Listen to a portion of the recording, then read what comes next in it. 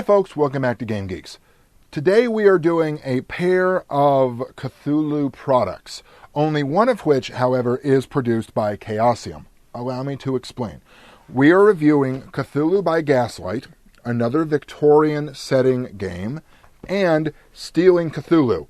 This is a very unique book. We're going to come back and talk about it in a little bit, but to start with, I need to say that both of these products I got through being an Ennies judge in 2012, and I'm reviewing them as a judge for the Ennies. And for you, home viewer, thank you very much. Cthulhu by Gaslight originally saw the light of day when Call of Cthulhu was very new.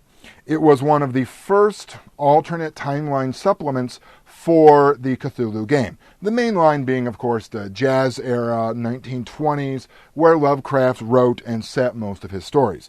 Cthulhu by Gaslight takes that same idea of eldritch horrors that lurk in the shadows, and now the shadows are a little deeper because you're dealing with Queen Victoria's London.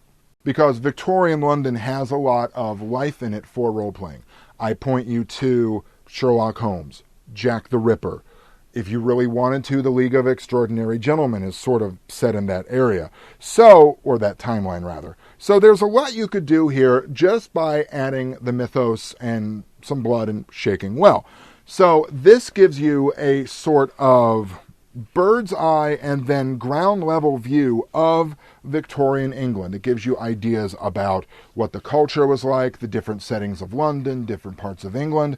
It's very interesting that they take this because I've noticed that a lot of players that I've worked with over the years have had trouble inserting their mind into the 20s because there's not a whole lot of popularized movies, fiction, TV shows, etc., that give you images of what the 20s can look like.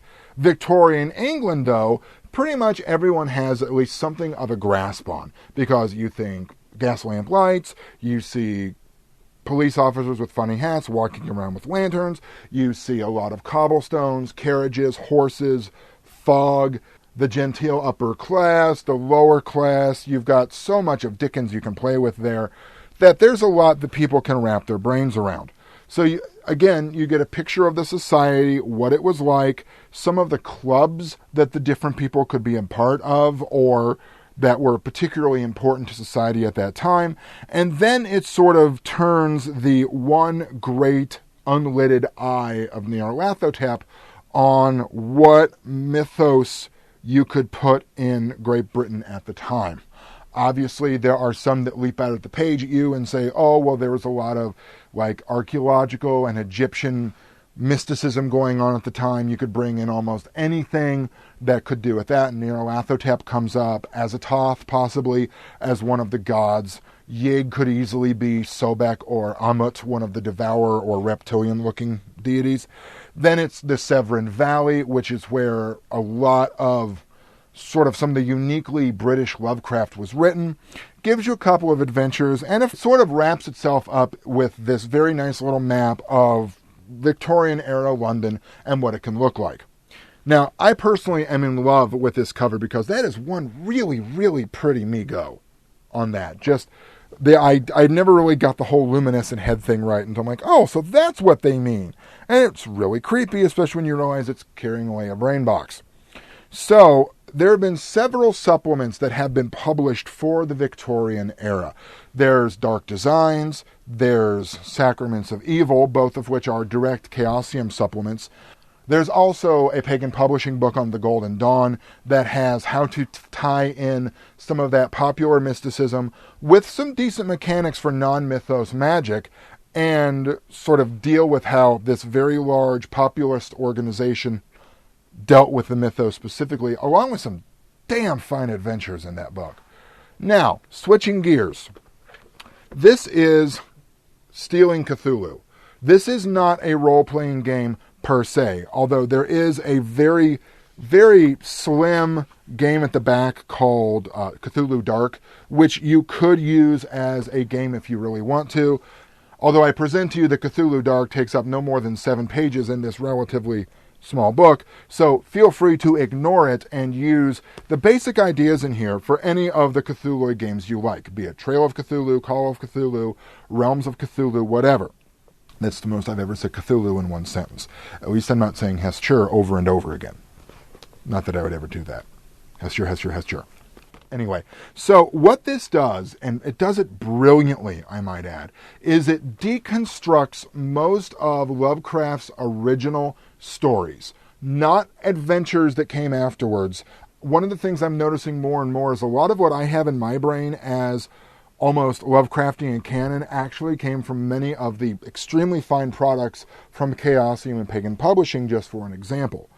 But these dissect Lovecraft stories per se, and they really break down about what's creepy about them, what's weird, and how can you use them in other ways.